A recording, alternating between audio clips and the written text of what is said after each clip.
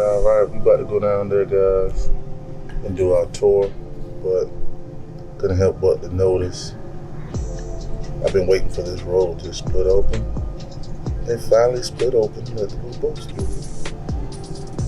I think we're gonna try to get on that one over there. But this is Lake Michigan, guys. We're out in Chicago. Lake Michigan, I believe. One of the largest lakes in the United States. But yeah, man, I had to get this, but we're on our way down so that we can go check out the architect tour. Yo, as you guys can tell, man, we're right in front of the Trump Tower as we wait for the bridge to close as it allows the vessels to pass underneath. If you guys can take a good look here, man, look at all the wonderful tourists, man, that are amazed about all the beautiful sights. Not to mention this beautiful lady here. Hey, baby.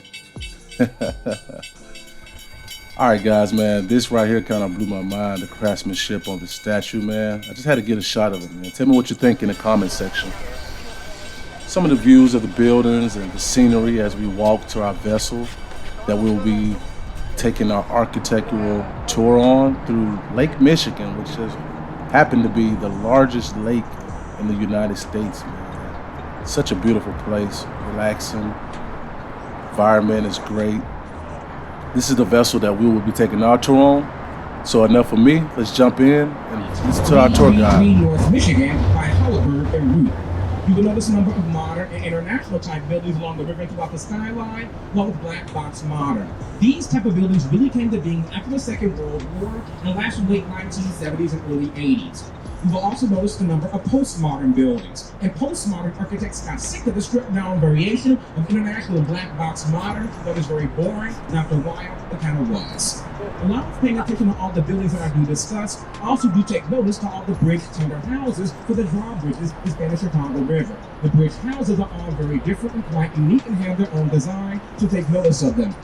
Also take notice of the bridges themselves. They all have minor differences, including the railings. The type of drawbridge we have here is a Chicago type fixed trunnion double east bascule bridge. Bascule is a French term for seesaw or teeter-totter. That's pretty much what they are. Precisely balanced seesaws on either side with a very small amount of horsepower to raise and lower them. But let's get started. So near Michigan Avenue to our right coming up, the elegant white glazed terracotta-clad Wrigley building. The section on the river is 1921, northern half 1924. Spanish revival in its design with some French Renaissance elements. It's clad with 6 different shades of white glazed terracotta with its fireproof baked clay. This is the building that Chewing Gum built, designed by Graham Anderson Probst in white. In 1926, the house and large auxiliary firms. And that dome on top, late 30s, early 40s, is a restaurant and bar called the Stratosphere. It's also rumored that when the building first opened, there was a speakeasy in that dome on top, often visited by Al Capone. The Al Capone part is a rumor, but it's a rumor that I spread. Back to our right, the steel and glass Louisian and modernist black box is in fact designed by one of the fathers of modern international architecture, Ludwig Mies van der Rohe, whose very famous motto was less is more, that the strip buildings down to the bare minimal. Originally one IBM Plaza, now the American Medical Association Plaza.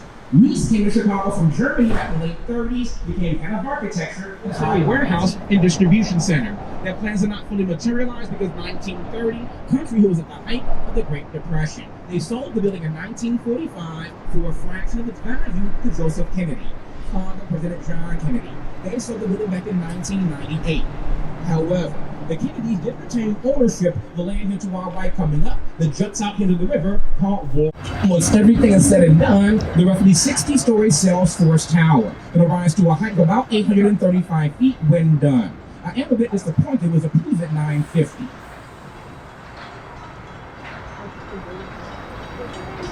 So then have your concrete core that has the elevator shafts, emergency stairs, that steel framework is rising around the core, then fireproofing on that steel, adding bracts to the glass and technical themes, like coming up into our left in the river cottages built between 1986 to 88.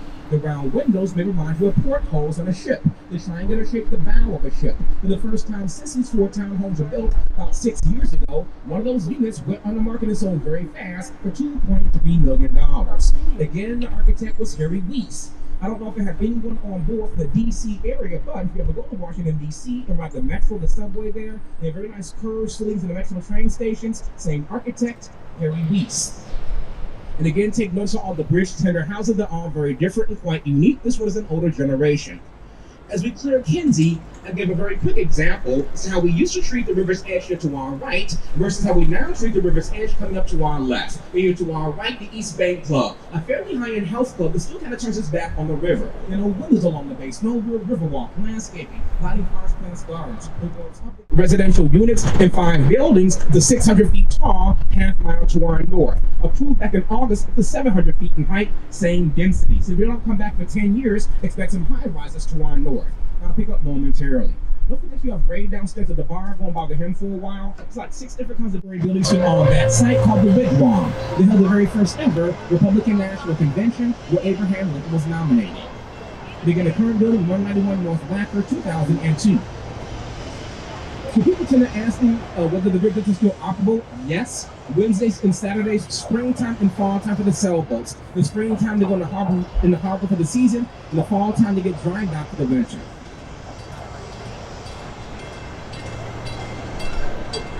Years, rising to a height of roughly 820. Last I heard, they were about 80% leased up with tenants. Right now, largest tenant is Bank of America. They've taken more than 500,000 square feet, along with the building's naming rights. So here to our left, Bank of America Tower. 80% leased up is not bad at all. Again, the building is brand new. Right now, downtown offers vacancy rates to hydraulically raise and lower the stage and size. Still some carvings here and more carvings above of comedy and tragedy. What's tragic, that $20 million building opened up November 4th, 1929. A few days after the stock market crash, leading to the Great Depression, Civic Opera 6 years ago, 2 different developers did team up and bought most of the land to our left, the bridge behind us, the one in front of us. They had like 14 acres, a lot for any city. 5 years ago, they submitted a master plan to the city which called for the redevelopment of that land. On that property, they now allowed to build roughly 3,600 residential units. The project initially was called Riverline, designed by Perkins and Will. So along the river's edge here to our left, a natural-like boardwalk which is open to the public. Of the 14 acres, 3.5 will be open green space for the public. I did not know this at first, but the stones here to our left coming up are reclaimed foundation stones from the train station.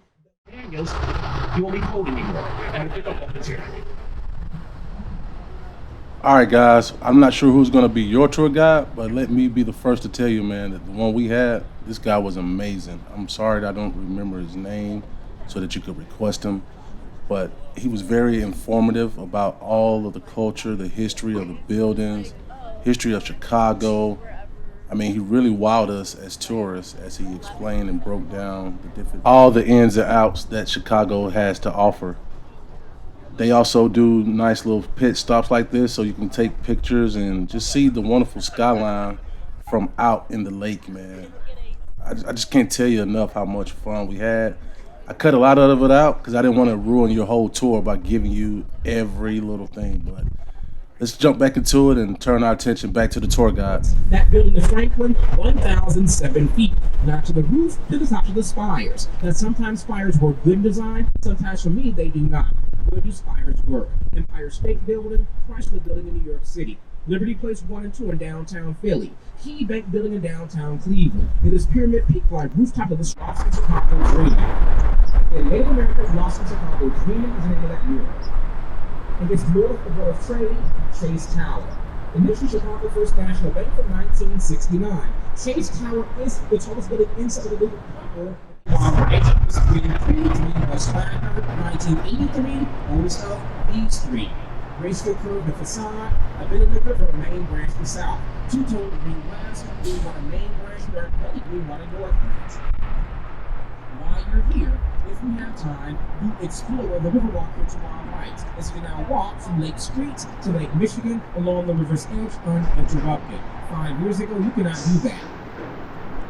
And the roadway past that, as the trail went, to our right, one building in 2 phases, 60 years apart. Third on the right, bay windows, postmodern, and they all have their own personality and say something different. So welcome to my office. We shall be back in the dock in like 5 minutes. There are no bathrooms on the dock, so you need the restroom. The boat is your best and closest option. And there you have it, guys. We're wrapping up our tour. I purposely cut out a lot of the footage to preserve your experience. I hope you guys enjoyed the vessel, the commentary, the tour guide, and all the wonderful things that the great city of Chicago has to offer. I'm from the small city of Atlanta that has nothing on the wonderful views in Chicago.